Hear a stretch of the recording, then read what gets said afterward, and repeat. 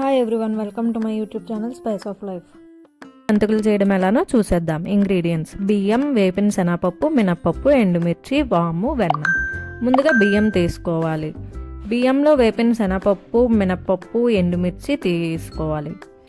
ఎండుమిర్చి మీకు కారం ఎంత కావాలో అంత వేసుకోవాలి. వీటన్నిటిని మిల్లో ఆడించుకోవాలి. మిల్లో ఆడించుకున్న ఆ పౌడర్లో వాముని యాడ్ చేసుకోవాలి.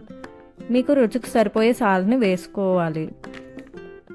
బటర్ వేసి కలుపుకోవాలి. హాట్ వాటర్ కొంచెం కొంచెం వేసి ముద్దలా చేసుకోవాలి. ముద్దలా చేసుకున్న తర్వాత జంతికల మౌల్డ్కి ఆయిల్ అప్లై చేసుకోవాలి. ఇప్పుడు ఆ ముద్దని కొంచెం కొంచెం జంతికల ప్రెస్లో వేసి ఫిల్ చేసుకోవాలి.